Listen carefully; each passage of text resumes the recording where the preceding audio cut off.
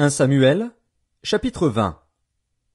David s'enfuit de Najoth, près de Rama. Il alla trouver Jonathan et dit, « Qu'ai-je fait? Quel est mon crime? Quel est mon péché aux yeux de ton père, pour qu'il en veuille à ma vie? » Jonathan lui répondit, « Loin de là, tu ne mourras point. Mon père ne fait aucune chose, grande ou petite, sans m'en informer. Pourquoi donc mon père me cacherait-il celle-là? Il n'en est rien. » David dit encore, en jurant, « Ton père sait bien que j'ai trouvé grâce à tes yeux, et il aura dit, que Jonathan ne le sache pas, cela lui ferait de la peine. Mais l'Éternel est vivant et ton âme est vivante.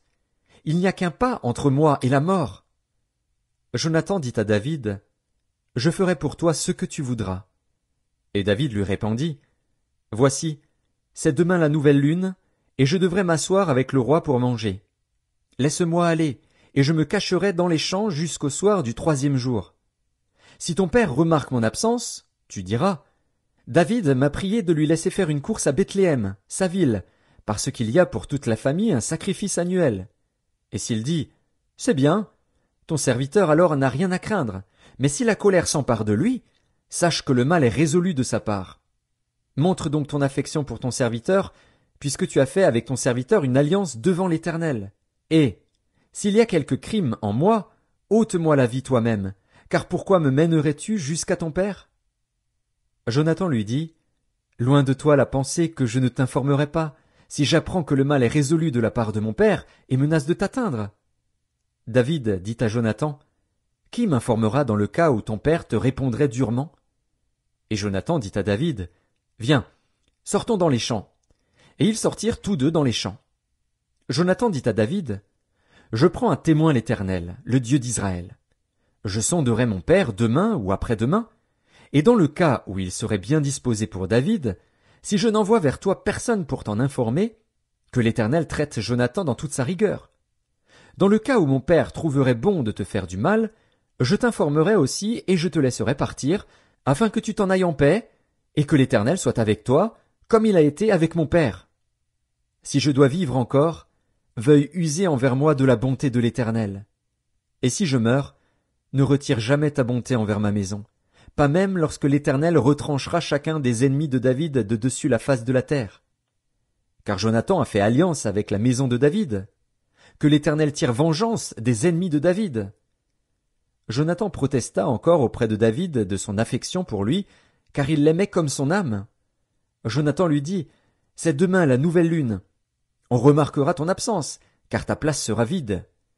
Tu descendras le 3e jour jusqu'au fond du lieu où tu t'étais caché le jour de l'affaire, et tu resteras près de la pierre d'Ézel. Je tirerai 3 flèches du côté de la pierre, comme si je visais un but. Et voici, j'enverrai un jeune homme, et je lui dirai, va, trouve les flèches. Si je lui dis, voici, les flèches sont en deçà de toi, prends-les. Alors viens, car il y a paix pour toi, et tu n'as rien à craindre, l'Éternel est vivant. Mais si je dis au jeune homme, voici, les flèches sont au-delà de toi, alors va-t'en, car l'Éternel te renvoie. L'Éternel est à jamais témoin de la parole que nous nous sommes donnée l'un à l'autre. David se cacha dans les champs. C'était la nouvelle lune, et le roi prit place au festin pour manger. Le roi s'assit comme à l'ordinaire sur son siège contre la paroi, Jonathan se leva, et Abner s'assit à côté de Saül. Mais la place de David resta vide. Saül ne dit rien ce jour-là. Car, pensa-t-il, c'est par hasard, il n'est pas pur, certainement il n'est pas pur. Le lendemain, 2e jour de la nouvelle lune, la place de David était encore vide. Et Saül dit à Jonathan, son fils, pourquoi le fils d'Isaïe n'a-t-il paru au repas ni hier ni aujourd'hui? Jonathan répondit à Saül, David m'a demandé la permission d'aller à Bethléem. Il a dit, laisse-moi aller, je te prie, car nous avons dans la ville un sacrifice de famille, et mon frère me l'a fait savoir. Si donc j'ai trouvé grâce à tes yeux, permets que j'aille en hâte voir mes frères. C'est pour cela qu'il n'est point venu à la table du roi.